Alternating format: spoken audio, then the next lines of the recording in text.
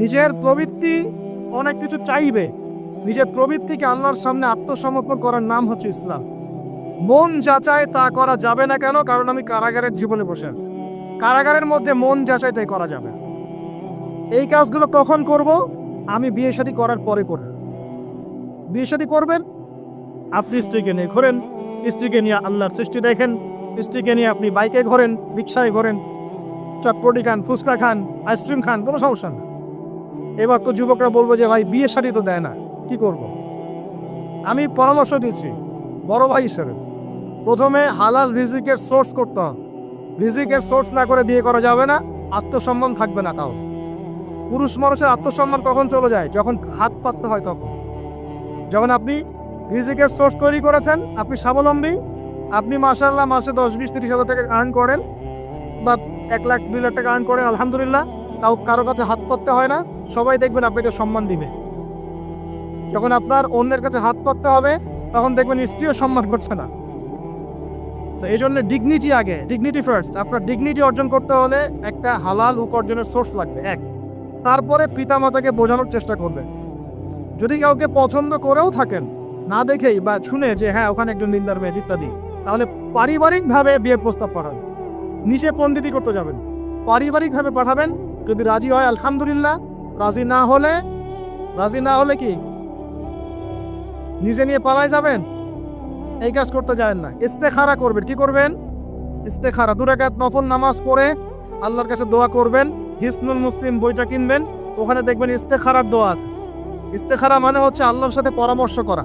আল্লাহ, আমি এই কাজটা করতে চাচ্ছি, যদি কাজটা আমার জন্য ভালো হয়, আমার দুনিয়া আখিরাতের জন্য ভালো হয়, আল্লাহ কাজটাকে তুমি সহজ করে দাও, আল্লাহ কাজটার মধ্যে বরকত দান করে দাও।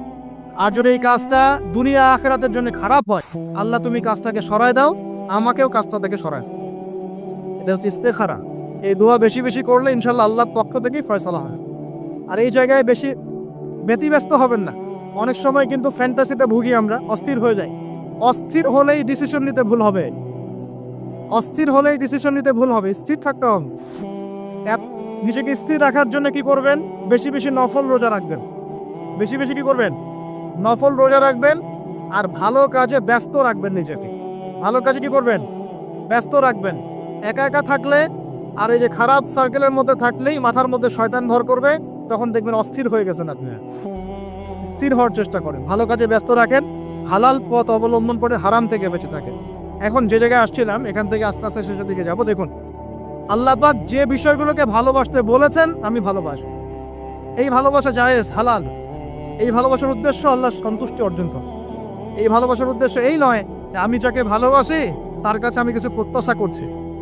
না, আমি কিছু প্রত্যাশা করছি না, আমি প্রত্যাশা করছি আল্লাহর সন্তুষ্টি। তখন দেখবেন সে আপনাকে কষ্ট দিলেও আপনি সবর করতে পারবেন। কেন সবর করতে পারবেন? কারণ আপনি তো আল্লাহর সন্তুষ্টির জন্য তাকে ভালোবাসছেন, আপনার তো কোনো স্বার্থ নাই। এখন আপনি দেখবেন রিল্যাক্স থাকতে পারবেন, সম্পর্ক টিকেও থাকবে, এবং আপনি ক্ষমা করতে পারবেন মানুষকে। যখন নিজের চাওয়াটাকে আপনি ইনফোর্স করতে চাইবেন, তখন কিন্তু আপনি এই সম্পর্ক নষ্ট করে ফেলতে পারেন, কারণ আপনি হক পাচ্ছেন না। সামনে আসেন। এবার আমরা কি ওয়াদা করতে পারি যুবক ভাইরা, ইনশাআল্লাহ তাআলা আমরা হারাম পথে যাব না, হালাল পথে থাকবো। পশ্চিমাদের এই মদতপৃষ্ঠ এই সো কল্ড ভালোবাসা দিবসের এই শোতে আমরা গা ভাসাবো না। আমরা কি ওয়াদা করতে পারি? আমরা কি ওয়াদা করতে পারি যে ইনশাআল্লাহ আমরা হালালভাবে বিয়ে শাদী করবো, কোনো হারামে যাবো না ইনশাআল্লাহ? এই সমাজ থেকে জেনা বন্ধ করতে হবে, এই সমাজ থেকে ফ্রি মিক্সিং বন্ধ করতে হবে, এই সমাজ থেকে সমস্ত পতিতালয়কে বন্ধ করতে হবে। বন্ধ করে আমরা সামাজিক উদ্যোগ নিয়ে, প্রয়োজনে আমাদের পলিটিক্যাল পাওয়ারকে কাজে লাগিয়ে সমস্ত পতিতালয়গুলো বন্ধ করে ওই মেয়েদের রিজিকের জন্যে আমরা বিকল্প ব্যবস্থা করবো ইনশাআল্লাহ। আমরা টাকা পয়সা একত্রিত করে তাদের জন্য কর্মসংস্থান করতে পারি না? এইগুলো কাজ করে নারীর অধিকার প্রতিষ্ঠা করা যায় না? নাকি রাস্তাঘাটে গাড়ি স্লোগান দিয়ে প্রতিষ্ঠা করা যাবে? সমস্ত যে নোংরা জায়গাগুলো আছে এগুলো বন্ধ করে ওই মেয়েরা কিন্তু কারো মা, ওরা দেখবেন কারো বোন, কারো স্ত্রী বা কারো সহধর্মিনী কিছু একটা হবেন। তারাও কিন্তু মানুষ, হয়তো অন্ধকার জগৎ হারিয়ে গেছে, দালালের খপ্পরে পড়েছে বা পেটের দায়ে পড়ে কাজ করছে। যদি আমরা তাদের জন্য বিকল্প ব্যবস্থা করে দিতে পারি, আল্লাহ পাক আমাদেরকে তৌফিক দান করুন। তাদের জন্য কর্মসংস্থানের ব্যবস্থা করতে পারি, একটা মেয়েও এই হারাম পথে যাবে না ইনশাআল্লাহ। আমরা কি এভাবে নারীর অধিকার প্রতিষ্ঠা করতে পারি না? আমরা কি এতিম মেয়েদের দায়িত্ব নিয়ে করতে পারি না? আমরা কি সমাজের বিধবা মেয়েদেরকে বিয়ে করতে পারি না? তালাকপ্রাপ্ত মেয়েদের দায়িত্ব নিতে পারি না? মেয়েদের অধিকার নিয়ে অনেক কথা বলা হয়, কিন্তু এই কথাগুলো থাকে খালি বুলি, বাস্তবতা নয়। বাস্তবে কয়জন ছেলে এতিম একটা মেয়েকে বিয়ে করে দেখিয়েছে? কয়জন ছেলে একটা বিধবা মেয়েকে বিয়ে করার সাহস করেছে? কয়জন ছেলে একটা তালাকপ্রাপ্ত একটা মেয়েকে বিয়ে করে দেখিয়েছে হ্যাঁ আমি তার দায়িত্ব নিলাম? এবার দেখুন, শেষ করার আগে আমি এদিকে কয়েকটা পয়েন্টস বলে শেষ করছি। এখন আমরা বুঝতে পারলাম যে আল্লাহ পাক পুরো সৃষ্টি জগৎকে ভালোবাসে। আল্লাহ পাক আমাকে ভালোবাসেন, আপনাকে ভালোবাসেন বলেই আজকে আপনি এখানে বসে আছেন। আল্লাহ পাক আপনাকে ভালোবাসেন বলেই লক্ষ লক্ষ কোটি কোটি মানুষ এখন জেনা করছে, আজকের দিনে আপনি ওয়াজ মাহফিলে বসে আছেন। আল্লাহ পাক আপনাকে ভালোবাসেন বলেই আপনি আল্লাহকে সেজদা দেওয়ার তৌফিক পেয়েছেন। আপনি লা ইলাহা ইল্লাল্লাহ কালিমা শিখেছেন, আপনি এই যে কোরআন পড়তে শিখেছেন, কোরআন পড়ছেন, হাদিস পড়ছেন, নবীর দ্বীনের প্রতি মহব্বত আছে, আল্লাহ আপনাকে ভালোবাসেন বলেই হচ্ছে। কখন বুঝবেন আল্লাহ আপনাকে ভালোবাসে? যখন আল্লাহ পাকের অনুমোদিত কাজগুলো আপনার ভালো লাগবে। নামাজ পড়তে ভালো লাগছে, রোজা রাখতে ভালো লাগছে, কোরআন তেলাওয়াত করতে ভালো লাগছে, আল্লাহ জিকির করতে ভালো লাগছে, আলেম ওলামার সাথে থাকতে ভালো লাগছে, ঠিক আছে? আল্লাহর হালাল কাজগুলো যখন ভালো লাগবে বেশি বেশি, বুঝবেন আল্লাহ আপনাকে নির্ঘাত মহব্বত করেন। আর যখন আল্লাহ পাকের নিষেধগুলো, হারাম, মদ আমার ভালো লাগে না, জেনা ভালো লাগে না, আমার খারাপ জিনিস দেখতে ভালো লাগে না, খারাপ শুনতে ভালো লাগে না, বুঝবেন আল্লাহ আপনাকে ভালোবাসেন।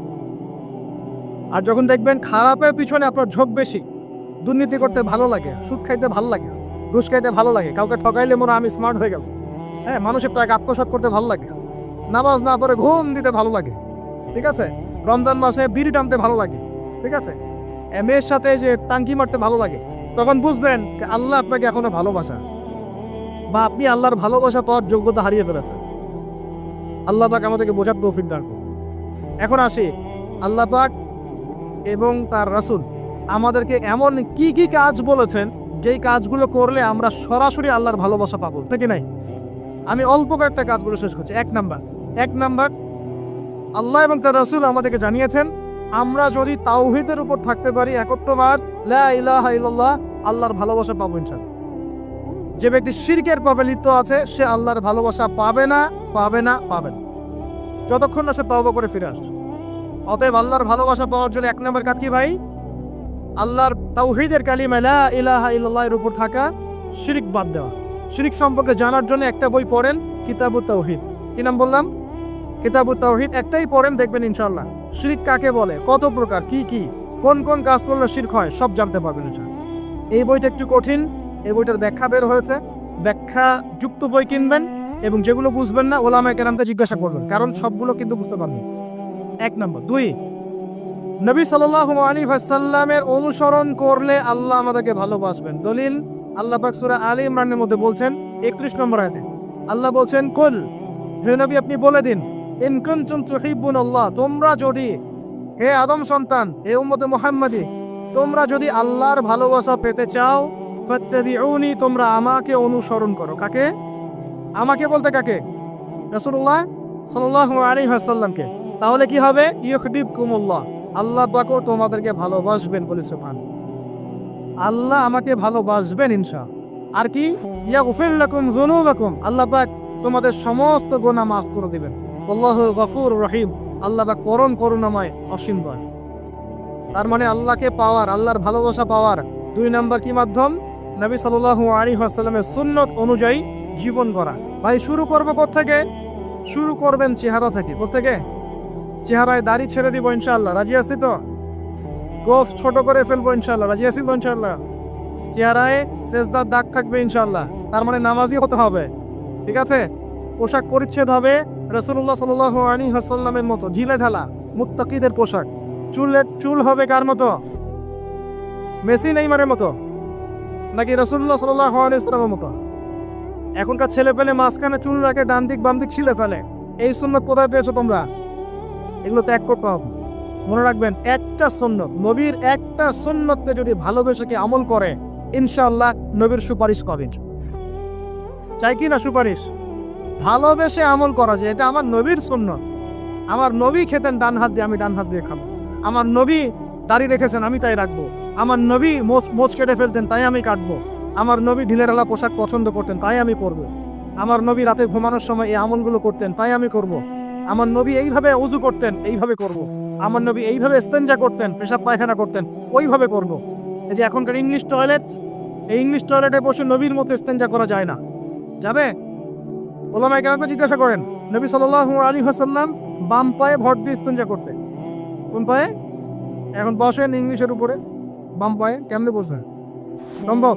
ওই যে আমি বলি, এটা মজা করে বলি, কষ্ট থেকেও বলি, একদম বৈশ্বিক পলিটিক্যাল সিস্টেম থেকে শুরু করে বাথরুমের টয়লেট পর্যন্ত সবকিছুই চলছে পশ্চিম আদর্শে। সবকিছু, এভরিথিং এভরিথিং, একদম বাথরুমের কমোড পর্যন্ত। এখন তো কমোড উঠাই দিছে, এখন সামনে একটা বালতি রেখে দেয় গামলার মধ্যে, এখানেই পেশাব করতে হয়। দেখেন নাই মনে হয় আপনারা, দেখবেন অচিরে এগুলো আসতেছে সামনে, দাঁড়ায় দাঁড়ায় বসার কোনো সুযোগ নেই। আর সবগুলো মাপ সমান। কারো হাইট যদি 6 ফুট, কারো 5 ফুট হয়, তখন কি হবে?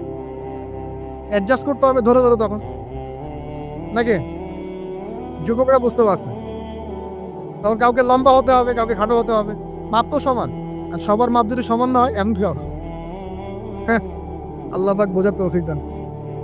এইগুলো শয়তানি না বলেন, শয়তানি না বলেন। বসে ইস্তেঞ্জা করতে হয় না? বসে ইস্তেঞ্জা না, পেশাবে ছিটা ফোটার কারণে কবরে আযাব হয় না? আপনারা হাদিসে জানেন না? নবীজি একটা কবরের পাশ দিয়ে যাচ্ছেন, তিনি থেমে গেলেন, থেমে গিয়ে বলছেন এই কবর দুটোতে আযাব হচ্ছে। কি হচ্ছে? কবরের আযাব তিনি জানলেন কেমন করে? আল্লাহ পাক তাকে জানিয়েছেন, আল্লাহ পাক তাকে খবর দিয়েছেন এই কবর দুটো কি হচ্ছে? আযাব। নবীজি বলছেন এই কবর দুটোতে বড় কোনো পাপের কারণে আযাব হচ্ছে। সাহাবীরা বলছে তাহলে কি কারণ হচ্ছে ইয়া রাসূলুল্লাহ? তিনি বলছেন একজন পেশাব পায়খানা করে, পেশাব করে, স্পেশালি পেশাব করে এই ছিটা ফোটা থেকে সে সতর্ক থাকতে হবে। পেশাব করে, ওই যে বলেন আমাদের ছেলেরা, প্যান্ট খারাপ ভাই, নামাজে যেতে পারবো না, নামাজে ডাকলে বলে ভাই প্যান্ট নষ্ট। তোমরা ভালো করে আনসার শোনো, এই ব্যক্তি বড় কোনো পাপ করে নাই, সে পেশাব করার পরে পবিত্র হতো না, মানে ছিটা ফোটা থেকে সাবধান থাকতো না, এই কারণে কবরে আযাব দেওয়া হচ্ছে, বলে নাউজুবিল্লাহ। অন্য হাদিসে নবীজি বলেছেন বেশিরভাগ কবরের শাস্তি পেশাবের ছিটা ফোটার কারণে হয়। আস্তাগফিরুল্লাহ, নাউজুবিল্লাহ। এই টয়লেটগুলোর মধ্যে পেশাবের ছিটা ফোটা লাগে না, নাপাকি লাগে না? এগুলো শয়তানি না বলেন? আরেকটা হচ্ছে আরেকটা কবর, সেই কবরে তিনি বলছেন এই কবরে আযাব দেওয়া হচ্ছে এই ব্যক্তি চগলখুরি করতো। কি করতো? চগলখুরি, মানে একজনের কথা আরেকজনকে লাগাইতো, আরেকজনের কথা আরেকজনকে লাগাইতো। এই কাজ করে না এখন সমাজের মানুষ? এই কাজ কিছু ফেসবুক আর ইউটিউবারও করো তোমরা। একজনের ভিডিও আরেকজনের পাশে লাগাই দাও, আরেকজনের আরেকজনে লাগাই দাও, এই করে উম্মার মধ্যে বিভক্তি সৃষ্টি করতেছে। কিছু কিছু কারণে, এইসব কারণেও রেস্ট্রিকশন দিতে হয়েছে আমাদের, কিছু মনে করবেন। কারণ আমরা দেখেছি এর গুড সাইড যেমন আছে, ব্যাড সাইড আরও বেশি আছে। এটাকে নিয়মতান্ত্রিকভাবে ইউজ করতে না পারলে ফিতনা বাড়তে থাকে। আল্লাহ পাক আমাদেরকে বোঝার তৌফিক দান। প্রিয় ভাইয়েরা, প্রতিটা কাজ কাজ সুন্নত মতো করবো আমরা ইনশাআল্লাহ। এখন শুধু কি আমরা এই চেহারা, সুরত, ইস্তেঞ্জা, খাওয়া দাওয়া এগুলোই নবীর মতো করে করব, নাকি আমাদের ব্যবসা, সমাজ, পরিবার, ইবাদত সবই করব? এই জায়গায় সমস্যা। সমস্যা কি? আমরা মাশাআল্লাহ দাড়ি টুপি রাখতে রাজি আছি, কিন্তু ব্যবসায়িক জীবনে হারাম ছাড়তে রাজি নেই, অর্থনৈতিক জীবনে সুদ ছাড়তে রাজি নেই, ঘুষ দুর্নীতি ছাড়তে রাজি নেই। আল্লাহ আমাদেরকে ছাড়ার তৌফিক দান করুন। আল্লাহ পাক আমাদেরকে পরিপূর্ণভাবে নবীর সুন্নাত পালন করার তৌফিক দান করুন। 1 নাম্বার আল্লাহর ভালোবাসা পাওয়ার মাধ্যম তাওহীদ, 2 নাম্বার নবীর সুন্নাত, 3 নাম্বার বেশি থেকে বেশি কোরআন তেলাওয়াত করা। কি করা? আমার সাথে বলেন, বেশি বেশি কি করা? কোরআন তেলাওয়াত করা। কেন? কারণ কোরআন হচ্ছে আল্লাহর কালাম। কোরআন কার কালাম? কোরআনের মধ্য দিয়ে আপনি আল্লাহর সাথে কথা বলতে পারবেন, বলেন সুবহানাল্লাহ। এভাবে যখন কোরআন করবেন বুঝে বুঝে, আপনি আল্লাহর সাথে সরাসরি কথা বলবেন ইনশাআল্লাহ। তো এই কোরআনের মধ্য দিয়ে আল্লাহর ভালোবাসা পাওয়া যাবে ইনশাআল্লাহ। সর্বশ্রেষ্ঠ নফল আমলের মধ্যে একটা হচ্ছে কি? আল কোরআন তেলাওয়াত করা। আল্লাহ পাক আমাদেরকে তেলাওয়াত করার তৌফিক দান করুন। 3টা বললাম। 4 নাম্বার বেশি থেকে বেশি আল্লাহর জিকির করা। কি করা ভাই? চলতে ফিরতে উঠতে বসতে অলওয়েজ সুবহানাল্লাহ, আলহামদুলিল্লাহ, লা ইলাহা ইল্লাল্লাহ, আল্লাহু আকবার, লা হাওলা ওয়ালা কুওয়াতা ইল্লা বিল্লাহ, এগুলো চলতে থাকবে। ঠিক আছে ইনশাআল্লাহ? চলতে ফিরতে পড়বেন আল্লাহুম্মা সাল্লি আলা মুহাম্মদ, আল্লাহুম্মা বারিক আলা মুহাম্মদ। ঠিক আছে? হাসবি আল্লাহ ওয়া নি'মাল ওয়াকিল, রাদিতু বিল্লাহি রাব্বান ওয়া বিল ইসলামি দীনান ওয়া বি মুহাম্মাদিন নাবিয়্যা। যত জিকির আজকার আছে চলতে ফিরতে অলওয়েজ করতে থাকবে। লা ইলাহা ইল্লাল্লাহ ওয়াহদাহু লা শারীকা লাহু লাহুল মুলক ওয়া লাহুল হামদ ওয়া হুয়া আলা কুল্লি শাইইন কাদির আস্তাগফিরুল্লাহাল্লাযী লা ইলাহা ইল্লা হুয়াল হাইয়ুল কাইয়ুম ওয়া আতুবু ইলাইহি লা হাওলা ওয়া লা কুওয়াতা ইল্লা বিল্লাহ। এগুলো পড়তে থাকবেন। যে যত বেশি আল্লাহ জিকির করবে তার কলবে আল্লাহ তত বেশি নূর দিবেন ইনশাআল্লাহ। যার কলবে যত বেশি নূর সে তত বেশি আল্লাহর ভালোবাসা মহব্বত করবে ইনশাআল্লাহ। কয়টা বলছি ভাই? 4টা। 1 নম্বর কিছু তাওহীদ, 2 নম্বর নবীর সুন্নাত, 3 নম্বর বলেন কোরআন তেলাওয়াত করা, 4 নম্বর বেশি বেশি আল্লাহর জিকির করা, 5 নম্বর স্পেশালি 5 নম্বর বেশি বেশি আল্লাহর কাছে তওবা করা। কি করা?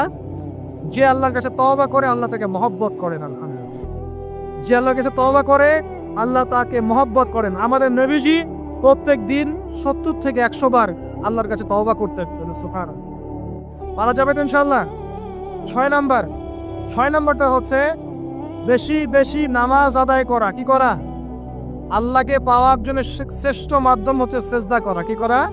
আর সেজদা করা হয় সবচেয়ে শ্রেষ্ঠভাবে নামাজের মধ্য দিয়ে। কিসের মধ্য দিয়ে? ওয়াদা করতে পারি তো ইনশাআল্লাহ 5 ওয়াক্ত নামাজ পড়বো রেগুলার। কোনো রকম যদি বাধ্যবাধকতা না থাকে, ওজন না থাকে, তাহলে মসজিদে গিয়ে পড়বো ইনশাআল্লাহ। পারবো তো ইনশাআল্লাহ।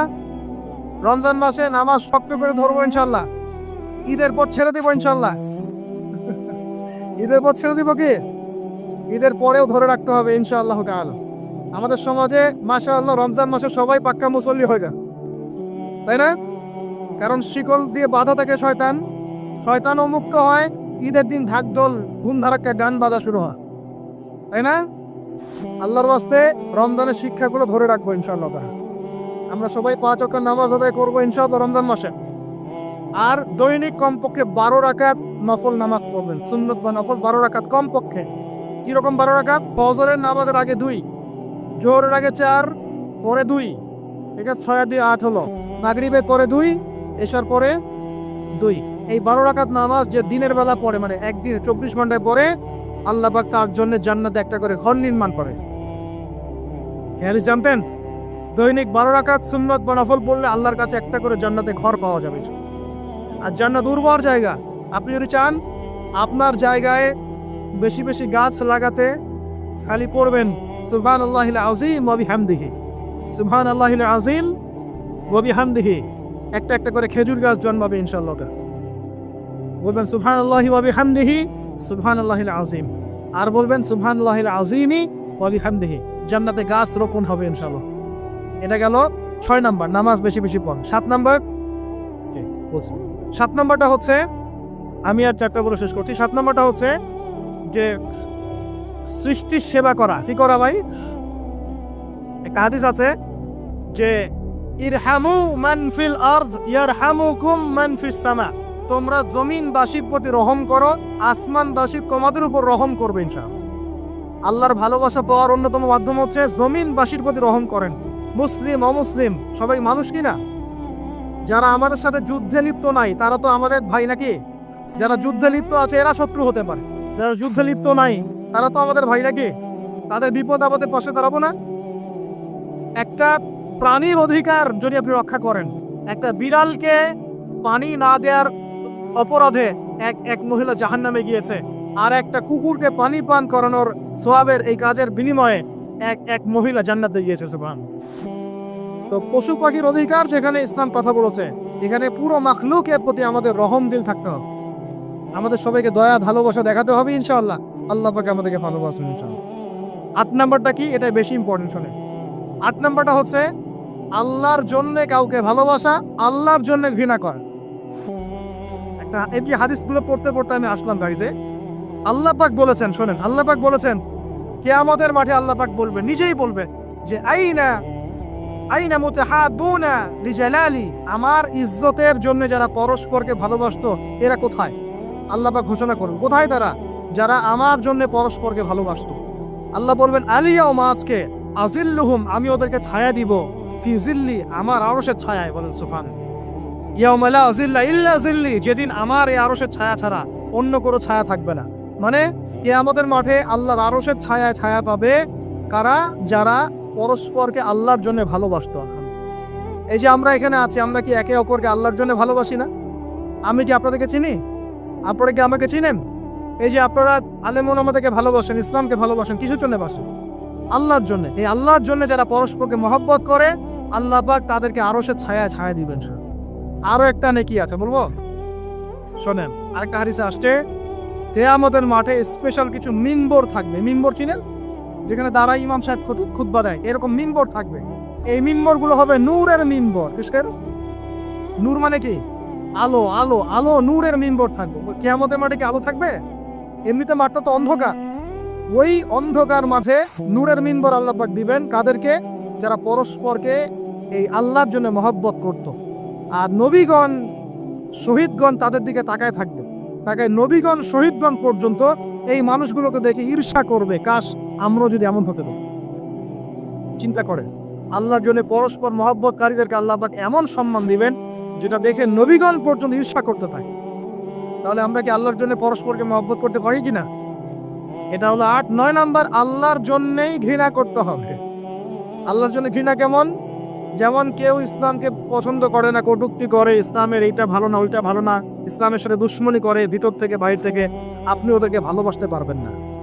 যদি আল্লাহর দুশ্মনদের সাথে আপনার ভালোবাসা থাকে, তাহলে আপনি আল্লাহর দুশ্মনের কাতারে অন্তর্ভুক্ত হয়ে যান। এখন বলেন দেখি, সারা বিশ্বে ইসলামের দুশ্মন কারা? বলেন। গায়রিল মাগদুবি আলাইহিম ওয়ালাদ-দাল্লিন। মাগদুব কারা, দাল্লিন কারা? এটা তো অনেকেই জানে না। সাহাবীরা বলছেন, ইয়া রাসূলুল্লাহ, এখানে যে আমরা বলছি গায়রিল মাগদুবি আলাইহিম ওয়ালাদ-দাল্লিন, আল্লাহ আমাদেরকে মাগদুবদের থেকে বাঁচাও, দাল্লিনদের থেকে বাঁচাও। মাগদুব আর দাল্লিন কারা ইয়া রাসূলুল্লাহ? নবীজি বলছেন, আল মাগদুব, মাগদুব হচ্ছে হুমুল ইহুদি। ইহুদিরা হচ্ছে মাগদুব, যাদের উপর আল্লাহর গজব করেছে। আর দাল্লিন হুমুন নাসারা, নাসারারা হচ্ছে দাল্লিন, কারণ তারা আল্লাহ পাকের সন্তান সাব্যস্ত করেছে। ঈসা আলাইহিস সালামকে আল্লাহ সন্তান বলেছে, বলেন নাউজুবিল্লাহ। এখন সারা বিশ্বে এরা মুসলিমদের সাথে দুশ্মনী করছে না?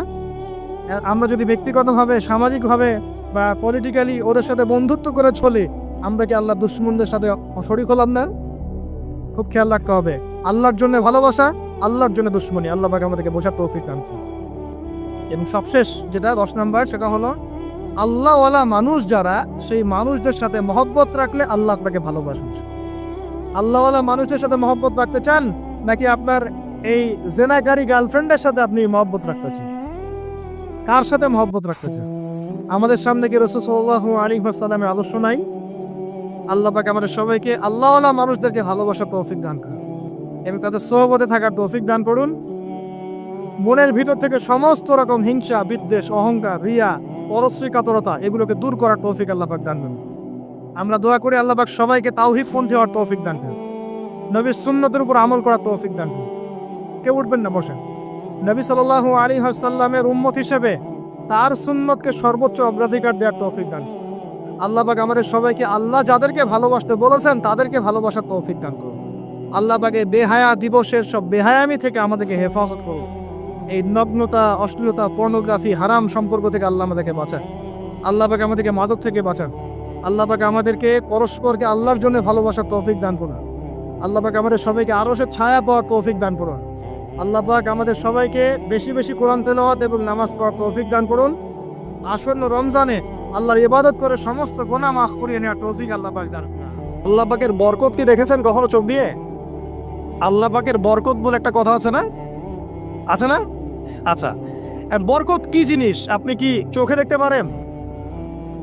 এমন একজন সালাফের কথা পড়লাম যিনি 40 বছর বেঁচে ছিলেন। কত বছর? 40 বছর। এই 40 বছরে তিনি প্রায় 300টা বই লিখেছেন। কয়টা? 300টা। এখন বলেন, আমরা এখানে যারা বসে আছি অনেকে 40 পার করে ফেলছি না? আমরা এই 40 বছরে কিছু করতে পেরেছি? এই 40 বছরে একটা মানুষ 300টা বই লিখতে পারে? তাহলে আমরা বুঝতে পারছি যে তাদের সময়ের যে বরকত আর আমাদের হায়াতের বরকত এক না। বরকত সম্পূর্ণ ভিন্ন জিনিস, যেটা আমরা চাক্ষুষ দেখা জ্ঞান দিয়ে বিশ্লেষণ করতে পারবো না। পারবো না। আরো বুঝাচ্ছি, দেখুন, রাসূলুল্লাহ সাল্লাল্লাহু আলাইহি ওয়াসাল্লাম সারাদিনে কত কাজ করতেন। তাহাজ্জুদ পড়তেন, শেষ রাত্রে উঠতেন, রাতের এক অংশ ঘুমাতেন, আরেক অংশ উঠতেন, উঠে তাহাজ্জুদের নামাজ পড়তেন, লম্বা কেরাত, মানে এক রাকাতে প্রায় 4 পারা কোরআন তেলাওয়াত করেছেন। এক রাকাতে 4 পারা। আমরা তো 4টা আয়াত পড়লেই একদম তাড়াতাড়ি রুকু করতে হবে, দাঁড়ায় থাকতে পারতেছি না। তাই নামাজ তো ডিজিটাল এখন, যুগের সাথে সাথে নামাজও কি ডিজিটাল। অনেক মসজিদে নামাজ পড়লে মনে হয় ইমাম সাহেব পেশাব পায়খানা চাপ নিয়ে নামাজ পড়াচ্ছে মনে হয়, তাড়াতাড়ি নামাজ শেষ করতে পারলে বাঁচে। আবার দেখা যায় মাঝে মাঝে যে নামাজ মানুষ পড়তেছে না, মানে নামাজ পড়ানোর দায়িত্ব সে পালন করছে, নামাজ নিজে পড়তেছে না। তো এই ডিজিটাল নামাজ না, নবী সাল্লাল্লাহু আলাইহি ওয়াসাল্লাম এক রাকাতে 4 পারা কোরআন তেলাওয়াত করেছেন, প্রায় 4.5 পারা তাহাজ্জুদের নামাজে। তখনই তো গিয়ে পা ফুলবে। এই যে পা ফুলতো এমনি এমনি পা ফুলে? কতক্ষণ দাঁড়ায় থাকলে একটা মানুষের পা ফুলে? নবী সাল্লাল্লাহু আলাইহি ওয়াসাল্লামের পা ফুলে যেত, পা মোবারক ফুলে যেত। লম্বা সালাত পড়তেন, সালাতের পরে আবার কিছুক্ষণ ডান কাতে শুয়ে থাকতেন সুন্নত পড়ে। বেলাল রাদিয়াল্লাহু আনহু এসে ডাক দিতেন, তিনি গিয়ে মসজিদ নববীতে নামাজ পড়াতেন। ফজরের নামাজও হতো লম্বা, কেরাত হতো লম্বা। নামাজের পরে আবার সাহাবীদের সাথে কথাবার্তা বলতেন, দিনী বিষয়ে মোজাকারা করতেন। তারপরে ইশরাকের নামাজ পড়তেন, চাষতের নামাজ পড়তেন, পরিবারের দেখাশোনা করতেন, দিন প্রচার করতেন, রুজি রুটির ব্যাপার ছিল। এই সারাদিন যে এতগুলো কাজ তিনি করতেন, একদিনে একটা মানুষ এত কাজ করতে পারে? তো নবী সাল্লাল্লাহু আলাইহি ওয়াসাল্লামের জীবনের বরকত আমার জীবনের বরকত কি সমান? তাহলে বলেন, বরকত কি আমি চাক্ষুষ জ্ঞান দিয়ে প্রমাণ করতে পারবো? এরকম অনেক বিষয় আছে ইসলামে যেটা চাক্ষুষ জ্ঞান দিয়ে প্রমাণ করা যায় না। কবরের আযাব দেখেছেন? কেউ কি প্রমাণ করতে পারবে? আপনি কি ফেরেশতাকে দেখেছেন যারা এখন এখানে ঘিরে রেখেছে জায়গাটা? এই জায়গাটা কি ফেরেশতারা ঘিরে রাখে নাই? আল্লাহ রাসূল কি সেই কথা বলেন নাই? কিন্তু আমরা কি প্রমাণ করতে পারবো এখন? আপনি চাক্ষুষ জ্ঞান দিয়ে পারবেন না। কবরের আযাব প্রমাণ করতে পারবেন না। স্বপ্ন মাঝে মাঝে দেখেন, সত্য হয় কি হয় না? মুমিনের স্বপ্ন সত্যি হবে কি হবে না? আখিরুজ জামানে মুমিনের স্বপ্ন বেশি বেশি সত্য হবে। তো সত্য স্বপ্নের কি ব্যাখ্যা দিবেন? কোনো ব্যাখ্যা নাই। আপনি কি জান্নাত জাহান্নাম দেখেছেন? দেখেন নাই। মিজান পুলসিরাত দেখেছেন? রূহ, আপনার শরীরে একটা রূহ আছে, আত্মা, এটা কি দেখেছেন? এখন এই যে বিষয়গুলো দেখা যায় না, আধ্যাত্মিকত্ব, বারাকা, আল্লাহর নূর, কবরের আযাব, পরকাল, ফেরেশতা, জিনজাতি, তো এগুলোকে আমরা তো বাহ্যিক জ্ঞান দিয়ে ব্যাখ্যা করতে পারবো না। পারবো? তাই বলে কি এগুলোর অস্তিত্ব নাই? বলেন, এগুলোর অস্তিত্ব আছে কি নাই? যদি এগুলোর অস্তিত্ব কেউ বিজ্ঞান দিয়ে প্রমাণ করতে চায় পারবে? যুক্তি দিয়ে প্রমাণ করতে চাইলে পারবে? কোনো দর্শন দিয়ে প্রমাণ করতে চাইলে পারবে? পারবে না। তাহলে এখানে একটা বিষয় হচ্ছে, আল্লাহর পক্ষ থেকে যা নাজিল হয়েছে চোখ বন্ধ করে বিশ্বাস করতে হবে। এখন এই চোখ বন্ধ করে বিশ্বাস করলে পরে মানুষ আপনাকে বলবে ধর্মান্ধ। কি বলবে? এবং ইসলামের এই মৌলিক বিষয়গুলোকে যদি আপনি চোখ বন্ধ করে মেনে চলেন, এখনকার বিশ্বের মানুষ আপনাকে বলবে আপনি মৌলবাদী। এখন আপনি বলেন, ইসলামের মৌলিক বিষয়গুলোকে মেনে না চললে কি কেউ মুসলিম হতে পারবে কি না? পারবে? তাহলে পরিপূর্ণ মুসলিম হতে হলে আমাকে মৌলবাদী হতে হচ্ছে কি না? আমি এটা দিয়ে কি বুঝাচ্ছি? বুঝাচ্ছি আল্লাহ পাকের নাজিল করা প্রতিটা বিষয়কে চোখ বন্ধ করে মানতে হবে। কিছু বিষয় আমার বুঝে আসবে, কিছু বিষয় আমার বুঝে নাও আসতে পারে। এখন যতগুলো বিষয় বললাম, একটাও কি ব্যাখ্যা করতে পারবেন? কিন্তু এগুলো আপনাকে মানতেই হচ্ছে, কারণ আপনি মুসলিম। আল্লাহ বলেছেন, রাসূল বলেছেন, আমি মেনেছি। আর আমার জ্ঞান কি আল্লাহ এবং তার রাসূলের জ্ঞানের চেয়ে বেশি না কম? এই পুরো মহাবিশ্ব যিনি পরিচালনা করছেন তার জ্ঞান বেশি না আমার জ্ঞান বেশি? এই পুরো মহাবিশ্বে শত কোটি গ্যালাক্সি আছে, এক একটা গ্যালাক্সিতে হাজার হাজার সৌরজগৎ আছে। এরকম শত সহস্র গ্যালাক্সি নিয়ে একটা আসমান গঠিত হয়। এরকম 7টা মহাদেশ আছে, 7টা মহাবিশ্ব আছে। এই 7 মহাবিশ্বের উপরে আছে কুরসি, ওয়াসিআ কুরসিয়ুহুস সামাওয়াতি ওয়াল আরদ। তার উপরে আছে মহাসাগর, যার গভীরতা 500 বছরের পথ। তার উপরে আছে আল্লাহ রাব্বুল আলামিনের আরশে আজিম। আল্লাহ রাব্বুল আলামিন এই আরশের উপর সমুন্নত। সেই মহান আল্লাহকে আমরা বলি আল্লাহু আকবার। কি বলি? এই যে আল্লাহু আকবারের মর্ম বুঝলেন? এখন এই বিশাল সত্তা আল্লাহু আকবার, আল্লাহ পাক সবচেয়ে বড়, এই সর্বোচ্চ সত্তার জ্ঞান বেশি না আমার জ্ঞান বেশি? তার পক্ষ থেকে যখন কোরআন এবং হাদিস নাজিল হচ্ছে, আমাকে তো চোখ বন্ধ করেই মানতে হবে, নাকি আমি যুক্তি দিব? হ্যাঁ, কিছু বিষয় আমার বুঝে আসবে, কিছু বিষয় আমার বুঝে নাও আসতে পারে। কিছু বিষয় আমি সায়েন্স দিয়ে প্রমাণ করতে পারবো, কিছু নাও পারতে পারি। কিছু আমি দর্শন দিয়ে প্রমাণ করতে পারবো, কিছু নাও পারতে পারি। যেগুলো পারছি না সেগুলো আমার বা আমাদের জ্ঞানের সীমাবদ্ধতা। কথা কি বুঝতে পারছেন? এটা আল্লাহ পাকের জ্ঞানের বা আল্লাহ পাকের ওহির কোনো ত্রুটি নয়। আল্লাহর ওহির কোনো ত্রুটি আছে? এটা আমার জ্ঞানের সীমাবদ্ধতা। আসেন সামনে যাই। যে কথাটা বলতে গিয়ে এদিকে আসলাম, দেখুন এমন অনেক বিষয় আছে যেগুলো আমরা খালি চোখে ব্যাখ্যা করতে পারবো না। আমরা যে যুগটাকে আইয়ামে জাহিলিয়াত বলছি, ওই যুগটাতে যে সমস্যাগুলো ছিল, যে পাপগুলো ছিল, সেগুলো এখনকার বিশ্বে আরো অনেক উঁচু লেভেলে বিরাজ করছে। যেমন এই যে আপনারা বললেন, একটা পাপ ছিল শিরক। সরাসরি মূর্তি পূজা বলছি না, আমরা বলছি কি শিরকের পাপ ছিল। ওই আইয়ামে জাহিলিয়াতের মানুষগুলো শিরকের পাপে নিমজ্জিত ছিল। তারা শুধু মূর্তির পূজাই করতো এমনটা নয়, তারা কবরেরও পূজা করত, তারা মৃত মানুষেরও পূজা করত, তারা কেউ কেউ নাস্তিকতায়ও বিশ্বাসী ছিল। সূরা মুমিনুন পড়লে দেখবেন তাদের মধ্যে একটা আকীদা ছিল, ইন হিয়া ইল্লা হায়াতুনা দুনিয়া নামুতু ওয়া নাহইয়া। কাফেররা বলতো যে আমরা এই পৃথিবীতে জন্মেছি, এখানেই আমরা জন্মাবো, এখানেই মারা যাব, ওয়া মা নাহনু বিমাবউসিন, আমাদেরকে পুনরুত্থিত করা হবে না। এই পরকালের কনসেপ্টে তারা বিশ্বাস করতো না। তো এরকমও লোক ছিল। শুধু যে লাত, ওজ্জা, হবল, মানাত এগুলোর পূজা করতো তাই নয় এই বিষয়টা। এখানে কবর পূজাও ছিল, এখানে আপনার মৃত মানুষের পূজাও ছিল, এখানে গাছপালা, চন্দ্র, সূর্য, নক্ষত্রের পূজাও ছিল, আবার নাস্তিকতাও ছিল। এক কথায় আইয়ামে জাহিলিয়াতের সবচেয়ে বড় পাপ ছিল শিরক। কথা কি বুঝতে পারছেন ভাই? আচ্ছা, না বুঝলে বলবেন, শেষে গিয়ে প্রশ্ন করবেন ইনশাআল্লাহ, সমস্যা নাই। তাহলে প্রথম যে পাপটার কথা বললাম সেটা কি? শিরক। এখন একটু এই 1400 বছর পরে চলে আসেন, চলে এসে দেখেন এখনকার সমাজের দিকে তাকান, এখনকার মুসলিম রাষ্ট্রগুলোর দিকে তাকান, আর পুরো বিশ্বের দিকে তাকান। সবচেয়ে বড় সমস্যাটা কি বলেন? সবচেয়ে বড় সমস্যা কি শিরক নয়? আচ্ছা, মুসলিমরা কি এখন অনেকেই কবর পূজা করে না? মুসলিমদের মধ্যে অনেকেই দেখবেন যে মৃত মানুষের কাছে চাচ্ছে না, মৃত মানুষের কাছে সন্তান প্রার্থনা করে না, ওই যে ওখানে গিয়ে নজর মান্নত করছে না যে মৃত মানুষকে সন্তুষ্ট করলে আমার ভালো হবে, না হলে আমার কোনো ক্ষতি হয়ে যাবে, এটা মানুষ করছে না।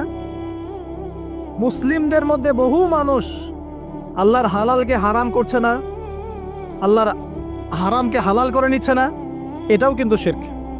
আপনি কি জানেন যে আল্লাহর হালালকে হারাম করলে শিরক হয়? আল্লাহর হারামকে হালাল করলে শিরক হয়।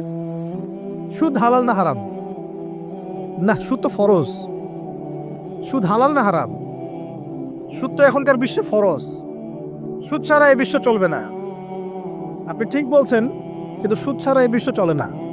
যে কোনো কিছু করতে গেলে সুদ লাগবে। তো এখন যে সবাই এটাকে হালাল করে নিচ্ছে, এটা কি হচ্ছে? আল্লাহর হারামকে মানুষ হালাল করছে না? আচ্ছা বলেন, মদ হারাম না হালাল? বলেন। মদ তো ওয়াজিব নাকি? যুব সমাজে তো মদ না খেলে চলে না। মদ খায় না এমন যুব সমাজের সংখ্যা বেশি, না খায় তার সংখ্যা বেশি? কয়টা ছেলে আছে স্মোক করে না? বলেন, কয়টা ছেলে দেখাতে পারবেন যারা স্মোক করে না? এখানে কারা কারা স্মোক করেন না? মাশাআল্লাহ, আলহামদুলিল্লাহ, মাশাআল্লাহ। হাত নামান, হাত নামান, হাত নামান। আল্লাহ পাক আপনাদের রক্তে এবং মাংসে বরকত দান করুন, দোয়া করি। যদি আপনি কোনো কমিউনিটির মধ্যে দেখাতে পারেন যে তারা মাদক থেকে দূরে আছে, তারা শুধুমাত্র ইসলামিক কমিউনিটি, অন্য কোনো কমিউনিটি না। যদি আপনি মাদক মুক্ত কোনো ক্যাম্পাস দেখাতে পারেন, সেটা হবে মাদ্রাসা। যদি পর্ন মুক্ত ক্যাম্পাস দেখাতে পারেন, দেখাতে হবে মাদ্রাসাকে। এখানে বিষয়টা হচ্ছে, যারা ইসলাম প্র্যাকটিস করে, কোরআন এবং সুন্নাহর বুঝ যাদের মধ্যে আছে, যাদের মধ্যে আল্লাহর ভয় আছে, এরা কখনো সুদ খাবে? এরা কি মদ খাইতে পারবে? পারবে না। ইনশাআল্লাহ আপনারা কি জিনা করতে পারবেন? আল্লাহ পাক আপনাদেরকে ঈমান আমলের উপর অটুট রাখুন, আমিন। যে কথাটা বলছি, কেউ যদি আল্লাহর হালালকে হারাম করে নেয়, আর কেউ যদি আল্লাহর হারামকে হালাল করে ফেলে, এটাকে কিন্তু শিরক বলা হয়। এই বিশ্বে কি এই সমস্যা নাই? বুঝেন না এই সমস্যা আছে কি নাই? আছে। সামনে আগান। এই বিশ্বের শিক্ষা ক্ষেত্রগুলো দেখবেন, এই শিক্ষা ক্ষেত্রগুলোর মধ্যে নাস্তিকতার শিক্ষা বাড়ছে না কমছে? বাড়ছে। এই বিশ্বের অর্থনীতি দেখবেন, অর্থনীতির মধ্যে শিরক বাড়ছে না কমছে? এখানে আপনাকে সুদ নিতে হচ্ছে, এখানে আপনাকে আল্লাহর নাজিলকৃত ইকোনমি বাদ দিয়ে পশ্চিমাদের নাজিলকৃত ইকোনমি বহন করতে হচ্ছে, এটাও এক প্রকার কুফরি। আরও সমস্যা আছে। এই বিশ্বের ওয়ার্ল্ড অ্যাফেয়ার্সের দিকে তাকাবেন, দেখবেন বিশ্বের কয়টা জায়গা আপনি আমাকে দেখাতে পারবেন যেখানে মুসলিমদের মধ্যেও আল্লাহ রাব্বুল আলামিনের নাজিলকৃত বিধান দিয়ে বিচার ফয়সালা হচ্ছে? কয়টা দেখাতে পারবেন? তো যেখানে আছে খুব স্বল্প পরিসরে। পুরো বিশ্বের অবস্থা আজকে এমন। পর্নোগ্রাফি হালাল না হারাম? পশ্চিমা সংস্কৃতির মধ্য দিয়ে এটা সারা বিশ্বে ছড়িয়ে দেওয়া হয়েছে। মানুষ এখন এটাকে available part of our life এটা মনে করছে, common part of our life. পর্দা হালাল না হারাম? বলেন, পর্দা না করাটা হারাম না হালাল? আচ্ছা, এখন দেখেন মিডিয়া বলেন, প্রিন্ট মিডিয়া বলেন, ইলেকট্রনিক মিডিয়া বলেন, বিভিন্ন প্রযুক্তিগত উন্নয়নের মধ্য দিয়ে নগ্নতাকে প্রমোট করা হচ্ছে কি হচ্ছে না? বলেন, হচ্ছে কি হচ্ছে না?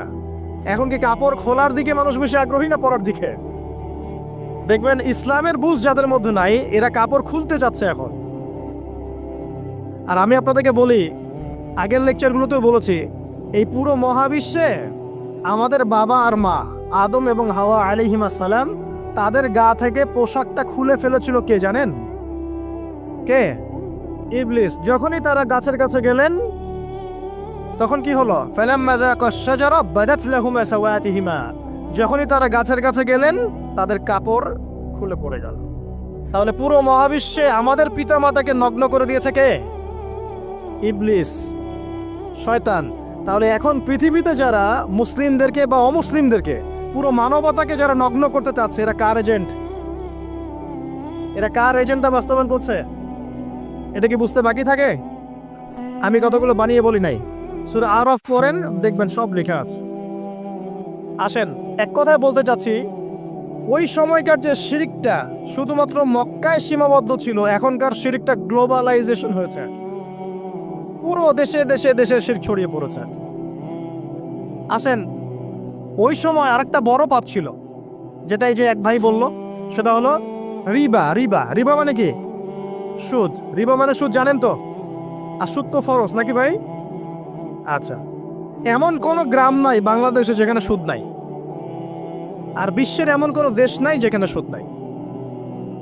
আর এই যুগের কথাই নবী সাল্লাল্লাহু আলাইহি ওয়াসাল্লাম হয়তোবা বলেছিলেন, আল্লাহু আ'লাম, আল্লাহ ভালো জানেন, যে এমন একটা যুগ আসবে যে যুগে ম্যাক্সিমামই সুদখোর হবে। যে ব্যক্তি সুদের ছিটাফোঁটা, মানে সুদের পাপ থেকে বেঁচে থাকতে চাইবে, ওর গায়েও গিয়ে সুদের ছিটাফোঁটা গিয়ে লাগবে।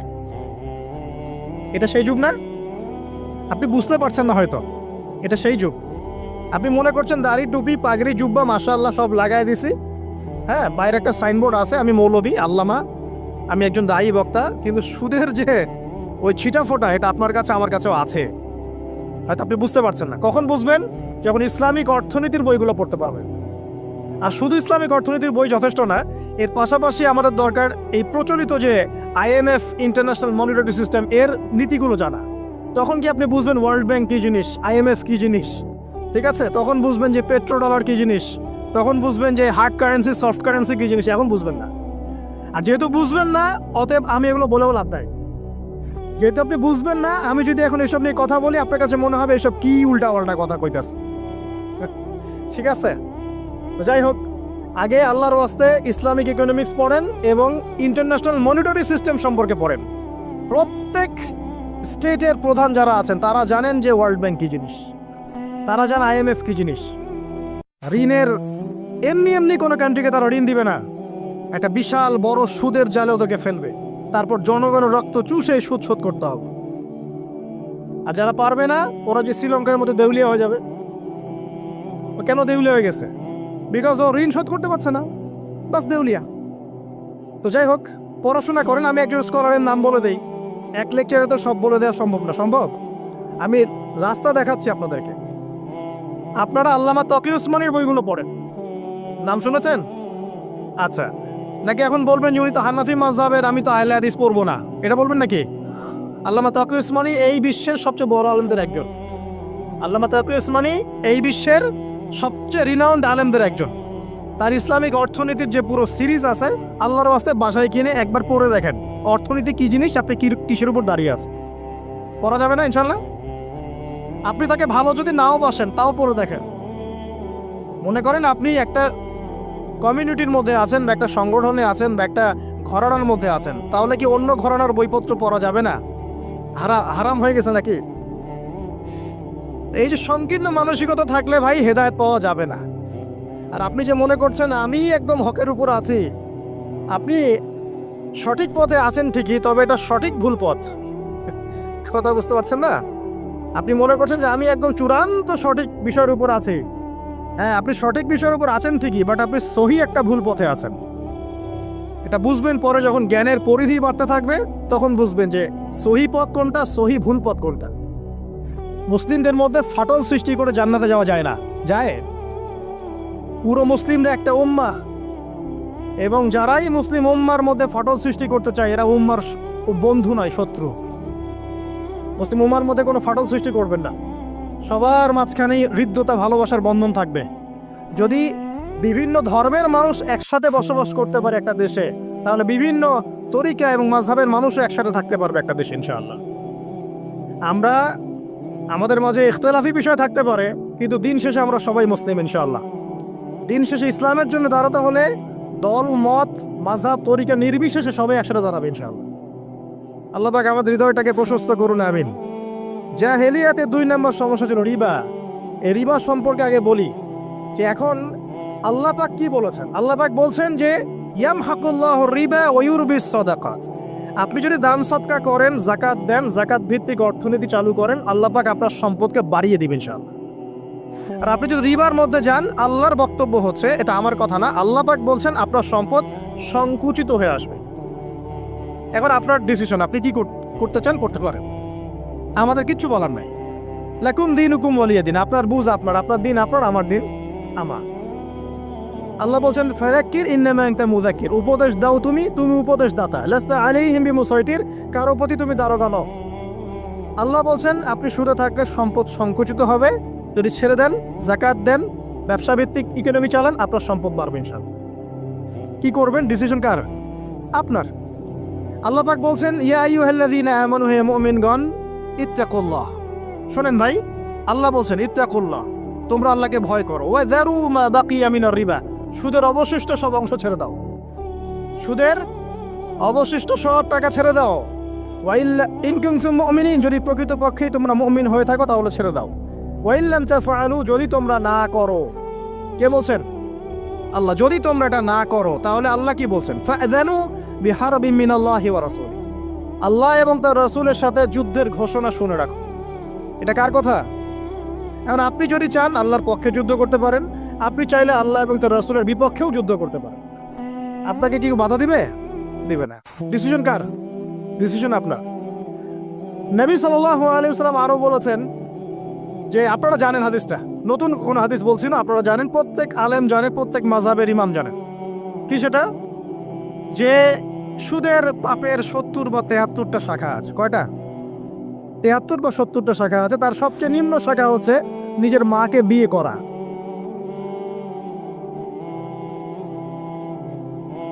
দেখলেন আমাদের অন্তরে কি কথাটা আঘাত করলো? আপনি কি আপনার মায়ের সাথে, নাউযুবিল্লাহ, আপনি কি আপনার মাকে বিয়ে করতে পারবেন? এটা কি কোনো ব্যক্তির পক্ষে সম্ভব? কিন্তু নবী সাল্লাল্লাহু আলাইহি ওয়াসাল্লাম বলছেন 73 শাখার সবচেয়ে নিম্ন শাখা হচ্ছে সে ব্যক্তি যেন তার মাকে বিয়ে করল। আর সর্বোচ্চ শাখা কি? ওই যে আল্লাহ এবং তার রাসূলের সাথে কি করা? যুদ্ধ করা। আরেকটা হাদিস আছে, নবী সাল্লাল্লাহু আলাইহি ওয়াসাল্লাম বলেছেন 4 শ্রেণীর মানুষ আছে, এদেরকে আমি সমানভাবে অভিশাপ দিলাম। কয় শ্রেণী? 4 শ্রেণী। জাস্ট শুনে রাখেন হাদিসগুলা। আমি জানি এই বিশ্বে আপনি এই হাদিসগুলোর উপর ইমপ্লিমেন্টেশনও যেতে পারবেন না, এটা আমি বুঝি, কিন্তু আকীদা ঠিক থাকতে কি কোনো সমস্যা আছে? একটা মানুষ পাপ করে, জেনে করে যে হ্যাঁ আমি জানি এই কাজটা খারাপ, ঠিক আছে? আর একটা মানুষ মনে করে না এটা করলেও হয়, না করলেও হয়, কোনো সমস্যা নেই। আরেকটা মানুষ মনে করে যে না আমি একটা ডাহা পাপ করছি, এটা থেকে বেঁচে থাকা আমার উচিত ছিল কিন্তু আমি পারছি না, যে আমি মানি না এইসব বিধান টিধান, যা ভালো মনে হবে দুনিয়ার জন্য করব। এরা কি সবাই সমান? একজন মানুষ যে জানে যে এটা খারাপ কাজ কিন্তু বাধ্য হয়ে সে করতে হচ্ছে, সে ব্যক্তি তো ওর চেয়ে কিছুটা হলেও উত্তম নাকি যে ব্যক্তি দেধারসে পাপ করছে? আচ্ছা, ওই যে এক ছেলে বলেছিল আমাদেরকে মেসেজ করে যে আমি একটা মেয়েকে খুব ভালোবাসি হুজুর, তাকে বিয়ে করতে চাই, এখন ওই মেয়ের বাসার লোকজন রাজি হচ্ছে না। তো এই ছেলের মধ্যে কি চেতনাটা কি, সে প্রেম করছে ঠিকই, হারাম অ্যাফেয়ার্সে আছে ঠিকই, কিন্তু সে তাকে বিয়ে করতে চায়, ওটা হালাল করতে চায়। আর এক ছেলে মেসেজ করছে, সে বলছে যে আমি এরকম জেনায় লিপ্ত ছিলাম, এখন আমি কি করব, আমি কি ওগুলো ছেড়ে দিয়ে ফিরে আসব, নাকি আমি ওই মেয়ের সাথেই যেন অব্যাহত রাখবো? এই দুই ব্যক্তি কি সমান? সমান না। এটাই বুঝাচ্ছি আপনাদেরকে। দেখুন, 4 শ্রেণীর মানুষের কথা নবীজি বলেছেন। এক শ্রেণী হচ্ছে সেই ব্যক্তি যে নিজে সুদ খায়। কারা কারা খাই? এবার হাত উঠান, কারা কারা খান? আলহামদুলিল্লাহ। দ্বিতীয় শ্রেণী যারা খায় না কিন্তু মানুষকে দেয়। এবার দেন কারা কারা? আচ্ছা। 3 নাম্বার, খায়ও না দেয়ও না, খায়ও না দেয়ও না, সাক্ষী থাকে। সাক্ষী আছেন কারা কারা? সাক্ষী অনেক জনে আছে। আচ্ছা, মাশাআল্লাহ, লা ইলাহা ইল্লাল্লাহ। 4 নাম্বার, খায়ও না দেয়ও না, সাক্ষীও থাকে না, লিখে রাখে। এবার লেখেন কারা কারা? এইবার তো মুশকিল। এখানে তো অনেক বিসিএস ক্যাডার আছেন মনে হয়, এবং অনেক এমন এমন সেকশনে জব করছেন যেখানে লিখতে হচ্ছে নাকি। তো এই 4 শ্রেণীর মানুষকে নবী সাল্লাল্লাহু আলাইহি ওয়াসাল্লাম কি করেছেন ভাই, আমি শোনাই আপনাকে খালি। আল্লাহ নবী বলেছেন যে আমি 4 শ্রেণীর মানুষকে সমানভাবে অভিশাপ দিয়ে গেলাম, এতটুকু বলেছেন। এবার আপনি যদি মনে করেন যে নবী সাল্লাল্লাহু আলাইহি ওয়াসাল্লামের অভিশাপ কাঁধে নিয়ে আমার আমলগুলো কবুল হচ্ছে, বা আমি কবরের অ্যান্সার দিতে পারবো, প্রশ্ন উত্তর, আমি এই মিজানের দাড়ি পাল্লা, আমার নেকির পাল্লা ভারী হবে, বা আমি রাসূল সাল্লাল্লাহু আলাইহি ওয়াসাল্লামের সুপারিশ পাবো, হ্যাঁ, বা আমি রাসূলের সাথে জান্নাতে থাকতে পারবো, আমি বলবো এই চিন্তাটা হবে একটা অলিক প্রসূত কল্পনা, আর কিছু না। এখন তওবা করেন আমার সাথে, বলেন আজকে থেকে কোনো রকমের সুদি কারবারে থাকবো না। তওবা করেন, বলেন আস্তাগফিরুল্লাহ আল্লাযী লা ইলাহা ইল্লা হুয়াল হাইয়ুল কাইয়্যুম ওয়া আতুবু ইলাইহি। তওবা করলেন তো? ভ্যান চালায় খাবেন, রিক্সা চালায় খাবেন, কৃষিকাজ করে খাবেন, ব্যবসা করে খাবেন, ছোট্ট একটা মুদির দোকান করে খাবেন, যদি কিচ্ছু করতে না পারেন রাস্তায় মুচিগিরি করে হলে খাবেন, সেলুনে বারবার হয়ে খাবেন, তারপরে সুদের দিকে যাবেন ইনশাআল্লাহ। পারবেন? আপনার রিজিক কি আপনার হাতে না আল্লাহর হাতে? না, আমাদের রিজিক তো আমাদের হাতে। যে ব্যক্তি মনে করে রিজিক আল্লাহর হাতে, সে কি কখনো ঘুষ নিতে পারে?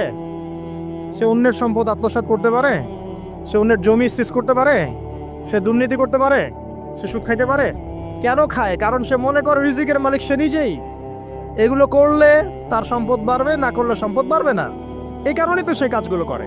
আর আমি খুব ভালোই বুঝি, অ্যাটলিস্ট আমি খুব ভালোই বুঝি যে এই কাজগুলো ব্যক্তিরা কেন করে। উত্তর শুনবেন? উত্তর হচ্ছে পরিবারের জন্য। কার জন্যে? পরিবারের জন্য। মা, বৃদ্ধ মা আছে দেখতে হবে, 2 বাবা আছে দেখতে হবে, স্ত্রী আছে, আর স্ত্রী মাশাআল্লাহ একদম ফেমিনিস্ট, তার চাহিদা পূরণ করতে তার হিমশিম খেতে হয়। হ্যাঁ, একটা শাড়ি নেবে 20,000, ঠিক আছে, স্ত্রীর চাহিদা অনেক, গহনাগাটির অনেক চাহিদা, আর না দিলে তো আবার সমস্যা, বাসায় গেলে তো মানসিক টর্চার সেলে রেখে দিবে। এখনকার বেশিরভাগ পুরুষই কিন্তু নির্যাতনের শিকার। এখনকার বেশিরভাগ পুরুষ কিন্তু নির্যাতনের শিকার। ম্যাক্সিমাম বাসায় গিয়ে দেখবেন টর্চার, এক একটা রিমান্ডের সেলের মতো, বুঝছেন? এবং এটা 7 দিন 5 দিন 7 দিনের রিমান্ড না, এটা লাইফ টাইম রিমান্ড, মানে পুরো জীবন ধরে রিমান্ড চলবে আর কি। তো এই যে সমস্যা, তা কার কার জন্য করি? পরিবার, সন্তান, পিতা মাতা, আত্মীয় স্বজন, এগুলোর জন্য। কিন্তু একটা কথা শোনেন আমার, আমরা যখন মারা যাব না, আমরা মারা গেলে পরে 40 দিন তারা আমাদেরকে মনে রাখবে কিনা সন্দেহ আছে। বিশ্বাস করছেন না? এই যে আমাদের অনেক আত্মীয় স্বজন মারা গেছে না, বছরে একটা বারও কি কবরস্থানে কেউ গিয়েছে? হয়তো যায়, মৃত্যুবার্ষিকী ওই দিন যায়, তাই না? দেখেন, আমরা কিন্তু আস্তে আস্তে ভুলে গিয়েছি তাদেরকে, আমরা ব্যস্ত হয়ে গেছি। ঠিক একইভাবে তারাও আমাদেরকে ভুলে যাবে। এই জন্য আমি বারবার আপনাদেরকে মনে করে একটা কথা, আমার জীবন থেকে উপলব্ধি করি একটা কথা, যে একমাত্র আল্লাহ ছাড়া এই পৃথিবীতে এবং পরকালে আমাদের আপন বলে কেউ নাই। বাকি সবাই সবার স্বার্থের জন্য আছে। মানুষ মানুষের অবস্থানকেই মূল্যায়ন করে। মানুষের অবস্থানকেই মূল্যায়ন করে। আল্লাহ রাব্বুল আলামিন আপনার ভিতরটাকে ভালোবাসেন। দেখেন, আপনি যখন নামাজ পড়েন নাই, আল্লাহ পাক কিন্তু আপনাকে ধ্বংস করে দেন নাই। আল্লাহ পরম করুণাময় আপনাকে হেদায়েত দিয়ে নামাজি বানিয়ে দিয়েছেন। জীবন অনেক পাপ করেছেন, ইনস্ট্যান্ট আল্লাহ পাক শাস্তি দিতে পারতেন, আল্লাহ পাক দেন নাই।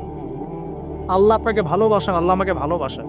আল্লাহ পাকের এই ভালোবাসার ঋণটা শোধ করার জন্য হলেও নামাজি হয়ে যান, আল্লাহর পথে ফিরে আসেন, দিনের জন্য কিছু করেন, দিনের ফিকির করেন, পড়াশোনা করেন। প্রিয় ভাইরা, আল্লাহ পাক তৌফিক দান করুন। দেখুন, এই রিবা থেকে দূরে থাকার জন্য একটা হাদিস যথেষ্ট, যে 4 শ্রেণীর মানুষকে আল্লাহ রাসূল সাল্লাল্লাহু আলাইহি ওয়াসাল্লাম লাআনত করেছেন, অভিশাপ দিয়েছেন। ইনশাআল্লাহ আজকের লেকচার যাদের কানে যাবে, আমরা যদি না খেয়েও মরে যাই, আল্লাহ পাক না খেয়ে মারবেন না ইনশাআল্লাহ। রিজিক আছে, খাবো ইনশাআল্লাহ। কিন্তু হয়তো বা অভাব হবে, টাকা পয়সা একটু কম হতে পারে, অন্যের 10 তলা ফ্ল্যাট হবে, আমার হবে না। ঠিক আছে, অন্যের এত বিঘা বিঘা জমি আমার হয়তো হবে না। কিন্তু ইনশাআল্লাহ তাআলা এই যে দুনিয়ার মুসাফিরের জীবনটা, এটা মুসাফিরের জীবন না? মুসাফিরের জীবনটা কেটেই যাবে ইনশাআল্লাহ। কাটবে না? যে কোনোভাবে কেটে তো যাবেই ইনশাআল্লাহ। এই যে পরকালের জীবনটা একটা চেতনার শক্তি, জানেন? দুনিয়াতে যত বাধা বিপত্তি আসুক, গাল মন্দ খান, গীবত তহমত খান, কষ্ট হোক, নির্যাতন হোক, একটা বিষয় মনের মধ্যে শান্তি দেয়। কি শান্তি? যে এই দুনিয়ার জীবনটা তো আর চিরস্থায়ী নয়, এটা তো আর সারা জীবন থাকবে না। ইনশাআল্লাহ এই অবস্থা আস্তে আস্তে পরিবর্তন হয়ে যাবে। ফাইন্না মাআল উসরি ইউসরা, পরকালে ইনশাআল্লাহ পাবো। দুনিয়াতে না পেলে কি হয়েছে, পরকালে পাবো ইনশাআল্লাহ। যুবক ভাই, এসব জেনা ছেড়ে দেন, আল্লাহ রাব্বুল আলামিন আপনার জন্য হুর রেখেছেন জান্নাত, ইনশাআল্লাহ পাবেন ইনশাআল্লাহ। এটা ছেড়ে দেন, সুদ ছেড়ে দেন, আল্লাহ পাক আপনার জন্য হাউজে কাউসার রাখছে ইনশাআল্লাহ। ঠিক আছে, অন্যায় পাপ ছেড়ে দেন, আল্লাহ রাব্বুল আলামিন আপনার জন্য জান্নাত রেডি করে রাখছে ইনশাআল্লাহ। এই দুনিয়ার জীবনটা ধোঁকা, একটা ছোট্ট জীবন, পুরা ধোঁকা, কিচ্ছু নাই এর মধ্যে। আমার কথা শোনেন, এই দুনিয়ার জীবনে কিছুই নাই। চারপাশে অনেক কিছু মনে হবে, আপনার বাড়ি আছে, গাড়ি আছে, স্ট্যাটাস আছে, টাকা পয়সা, প্রতিপত্তি সব আছে।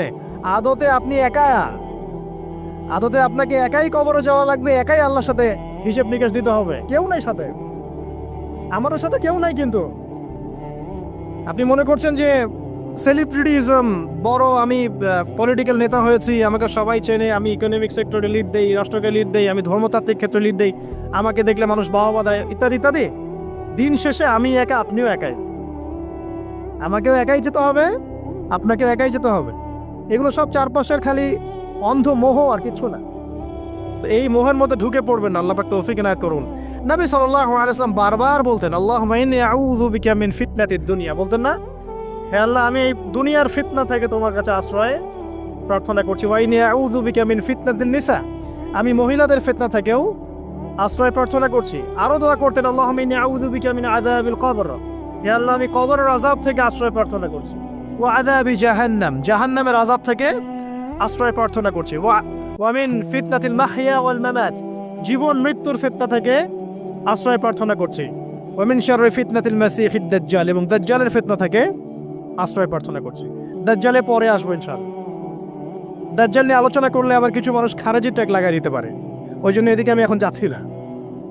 হ্যাঁ, সামনে আসে তো রিবার বিষয়টা বলছিলাম। আইয়ামে জাহিলিয়াতের যে সেই রিবা এখনকার বিশ্বে আছে কি নাই বলেন? ওই সময় না হয় মক্কায় ছিল, এখন কি সারা বিশ্বব্যাপী নাই? বিশ্বের কোনো কান্ট্রি রিবা মুক্ত না, বিশ্বের কোনো দেশ রিবা থেকে মুক্ত থাকতে পারবে না, এই বিশ্ব পরিচালনা যারা করছে ওদের আন্ডারে থাকলে। কখন হবে বিশ্ব রিবা মুক্ত? একদিন বিশ্ব রিবা মুক্ত হবে ইনশাআল্লাহ। একদিন না একদিন এই বিশ্বটা সুদমুক্ত হবে ইনশাআল্লাহু তাআলা।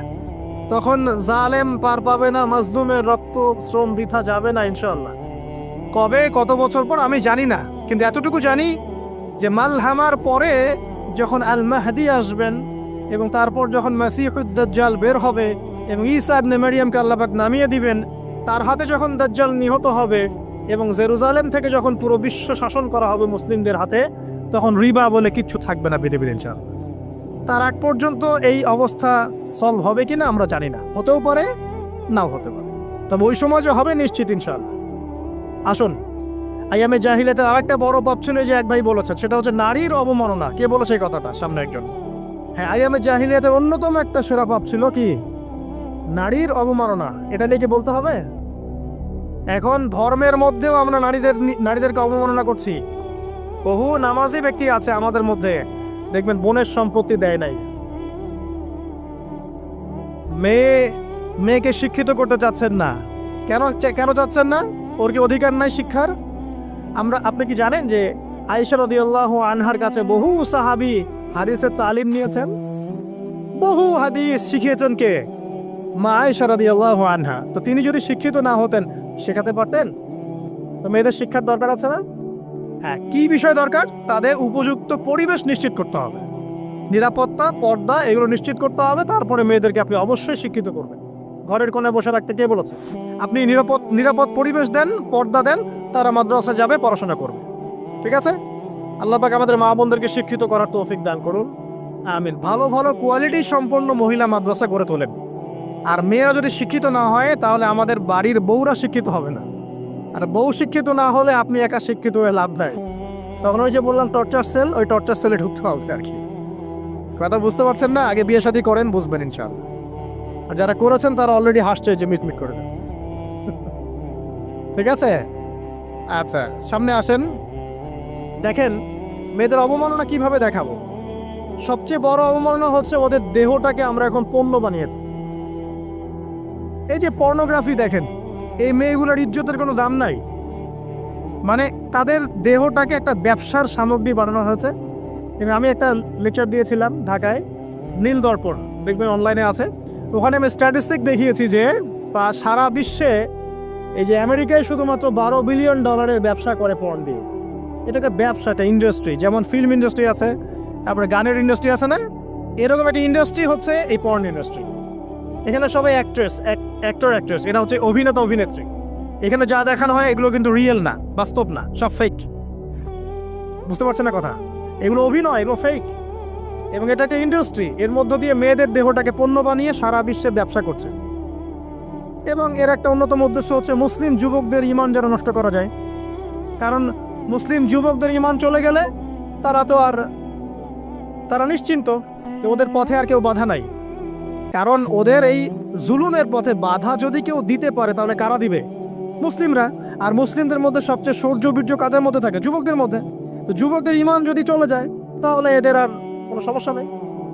তো এই বিষয়টা খেয়াল করবেন যে এটা একটা ইন্ডাস্ট্রি। সো এখানে আমরা মেয়েদের দেহটাকে আমরা কি বানিয়েছি? পণ্য বানিয়ে দিয়েছি। আর এখন তো চলছে কাপড় খোলা সংস্কৃতি। প্রত্যেকটা সেক্টরে আপনি গিয়ে দেখবেন মেয়েদের ইজ্জত, সম্মান, আব্রুটাকে উন্মুক্ত করে এটাকে দিয়ে আমরা বিজনেস করছি আর কি। এটাকে বিজনেস। তো এখানে সমাধান কি? সমাধান আয়েশা রাদিয়াল্লাহু আনহা। সমাধান ফাতিমা রাদিয়াল্লাহু আনহা। সমাধান খাদিজা রাদিয়াল্লাহু আনহা। আমাদের মা, আমাদের বোন, আমাদের স্ত্রীদেরকে তাদের মতো করে মানুষ করতে হবে, গড়ে তুলতে হবে ইনশাআল্লাহ। দেখবেন নারীর সত্যিকারের সম্মান নিশ্চিত হবে ইনশাআল্লাহ। ইসলাম কি কখনো বলেছে যে মেয়েরা কাজ করতে পারবে না, পড়াশোনা করতে পারবে না ইত্যাদি? এই নাস্তিকরা তো ঠুনকো যুক্তি দিয়ে আক্রমণ করে। কে বলেছে সমস্যা? এমন ইসলামিক স্টেট আছে যেখানে একটা স্টুডিও, মনে করে স্টুডিও, ছবি তোলা হয় কথার কথা, সেখানে সব কর্মী মহিলা, কোনো পুরুষ নাই।